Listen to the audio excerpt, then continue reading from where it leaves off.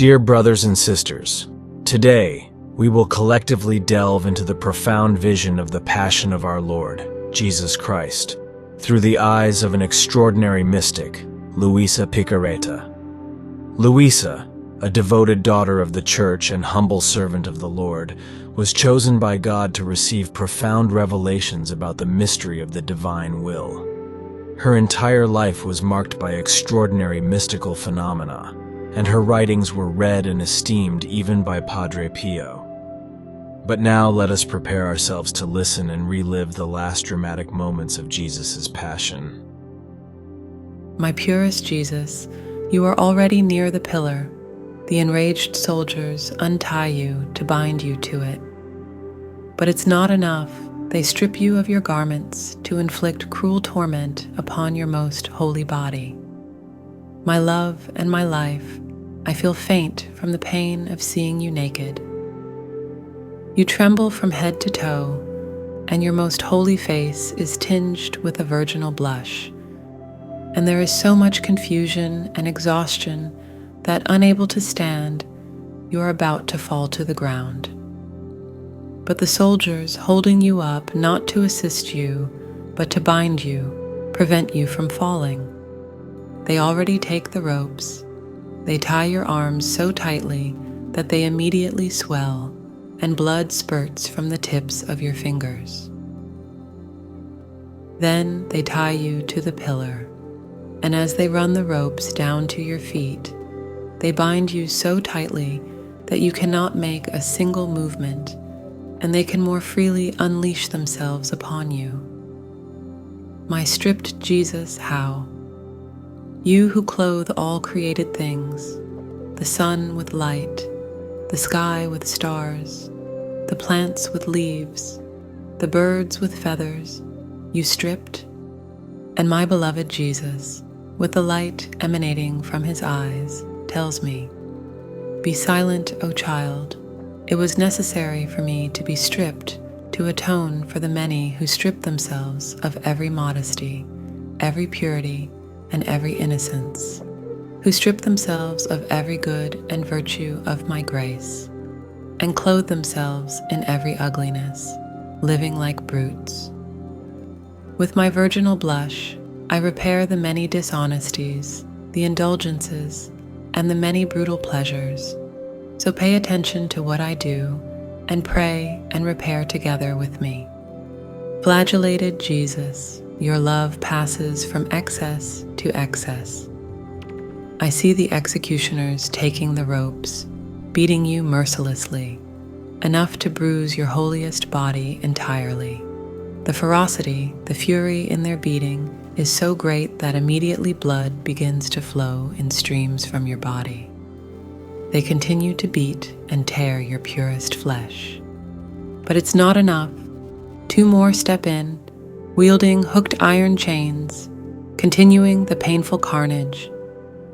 With the first strikes, those tender, festering, and wounded flesh tear even more, falling to the ground in shreds, leaving the bones exposed, blood flowing like a flood, enough to form a lake around the column. My Jesus, my naked love, while you are under this storm of blows, I embrace your feet so that I may share in your sufferings and remain entirely covered by your precious blood. O Jesus, scourge my mind and drive away all thoughts that could lead me away from you. Lash my eyes, and if they turn to look at earthly things, may the sound of your lashes reach my ears, O Jesus. My Jesus, when you see me engrossed in listening to things that distract me from you, let a lash from you pull me to listen only to your voice. O Jesus, scourge my face, and if any act of complacency or self-esteem should tempt me, may the lashes of your scourge detach me from earthly matters and compel me to gaze solely upon the heavens. O Jesus, scourge my tongue and lips, and should they dare to utter any word devoid of love for your glory, let your lashes, striking me, ignite flames within me, burning with the fire of love. O Jesus, scourge my hands, so that every action I undertake, every task I complete, bears the imprint of your love. O Jesus, may your scourge strike my feet, binding them closely to yours, so that I am led only where you will, drawing others to love you. O Jesus, scourge my heart with its inclinations, affections, and desires, so that each blow I endure becomes a wound to my heart, birthing anew within me the life of love. My Jesus, I already hear your groans unheard by your enemies, because the storm of blows deafens the air around.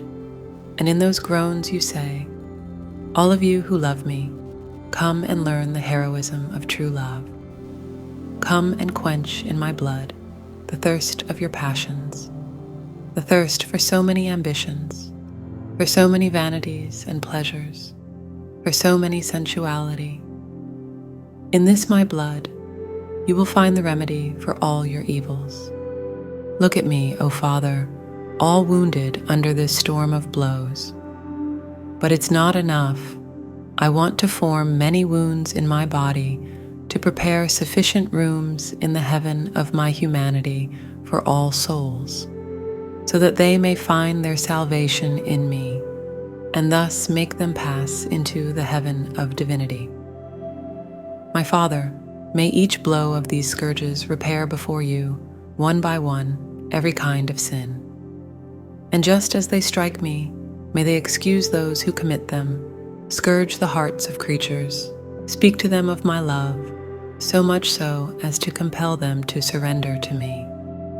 And as you say this, the love with which you suffer, though with your utmost pain, is such that it almost encourages the executioners to beat you more. My wounded Jesus, your love overwhelms me, drives me mad, and while it is still tireless, the executioners are exhausted, and they can no longer continue the dreadful carnage. They are already cutting the ropes, and you, almost dead, fall into your own blood. And upon seeing the shreds of your flesh, you feel like dying from the pain of witnessing in those torn flesh the loss of the souls condemned.